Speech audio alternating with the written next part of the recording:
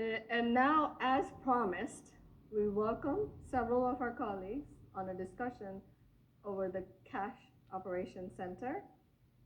I welcome on stage Albert Acevedo, Tim Worms, Denise, who's going to be on camera, and our very favorite CFO, Helen Macholo.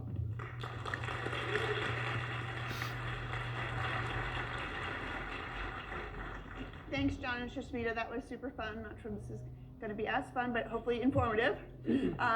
So joining me today, I have Albert Acevedo. So he's the program executive for the new Cash Service Center.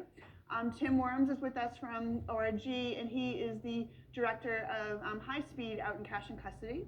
And then on the big screen, we have Denise Jefferson, who's joining us from FRFS Fed Cash Services. How are you doing, Denise? Thanks for joining. I'm doing great, Helen. Thank you. Glad to be here. Great. So good to see you on the big screen. So as we all know, the New York Fed is keeping critical payments flowing for people, businesses, and governments, and making sure they have access to the funds they need. And we saw some of the kind of neat trivia about the cash operation. We did learn that we're processing on a daily basis $540 million worth of notes. That's about 11% of all of the systems processing. But we're receiving about 8.8 million notes a day from DIs, and we're verifying about 13.6 million notes, and we're also destroying about 2.5 million notes every day of unfit currency, and that is a lot of money in notes moving around the EROC operation.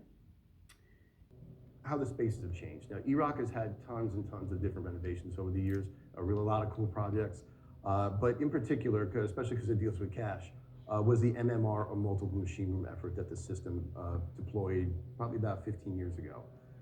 So when I first started at the Fed many moons ago, we had single processing rooms with a single machine in each room. There's 14 of them. Then eventually, with the MMR effort, we actually broke down the wall between those rooms and created 7 two-machine rooms. That allowed us to get rid of a lot of superfluous equipment that we always had to kind of check at the end of the night because notes could be hidden anywhere.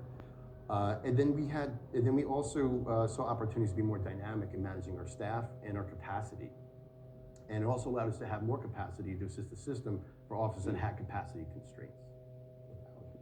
Thank you, Tim. Touching a little bit on how our spaces have changed over the years. You know, cash operations was actually ongoing in the main building up until 1992. Obviously, you saw the trivia question, right?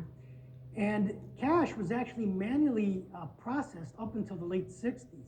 The vault was located on the D level, and cash was processed on the 3rd floor with a set of alternating elevators, a set of dedicated elevators that would alternate between the 3rd floor and the vault.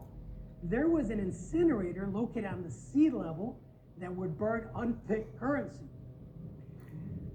Even though cash had become somewhat automated by the 70s, with systems in place on the 3rd floor, it was apparent with space constraints, the logistical challenges of operating in a downtown environment, and the resiliency and security needs of cash that the move to EROC was warranted. EROC was initially designed as a multi-purpose building, including cash, check operations, data processing, and contingency space for the bank. EROC allowed the bank, or allowed the 2nd District to consolidate all of the dispersed regional and branch offices and the security and resiliency that we couldn't design for in the main building. At the time, EROC was designed as a state-of-the-art operations center with increased capacity. With the latest technology and latest security system, as Helen has stated, it has served us well for many years, even as we have gone through all the changes. Great. So now we've heard a little bit about the journey we've come on. Let's talk a little bit about the future. So Denise, I'm wondering if you could tell us A significant role with assessing the next gen technology, and they will do that with an upcoming pilot testing phase that will be taking place there in New York in the very near future. So lots of things going on, and again, New York's being the leader.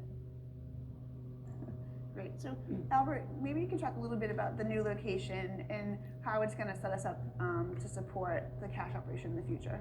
Sure. Thank you, Helen. So the CSE will be developed, designed, and constructed specifically only cash operations. It will be aligned with with the Federal Reserve facilities and security guidelines. The new location will have 40 acres of developable land on a 100-acre property versus the 13 acres we have at E-Rock today. When completed, the new building will have an increased vault capacity. We are unable to increase vault capacity at E-Rock today, given the logistical and infrastructure constraints. The new location will have increased security. E-Rock does not meet the required setbacks for our future security needs. The new location will have increased business resiliency.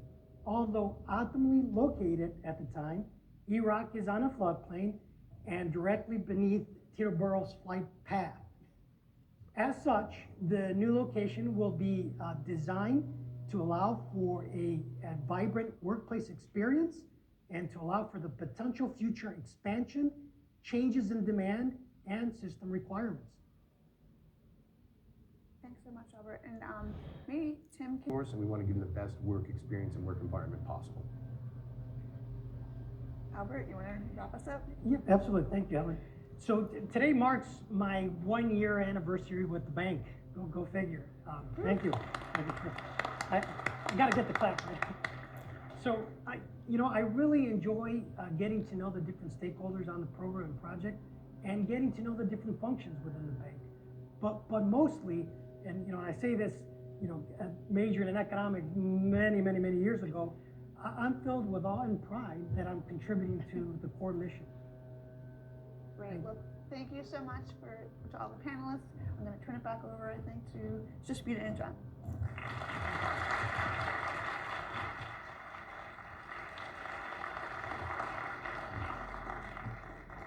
Thanks, Albert and Tim and Denise. This was really terrific. As someone who used to be involved in the Cash Product Office back in the before times, it's great to see NextGen go from an idea or a theory to actually seeing it. We're talking about pilots and obviously the new facility. And a big round of applause for Helen.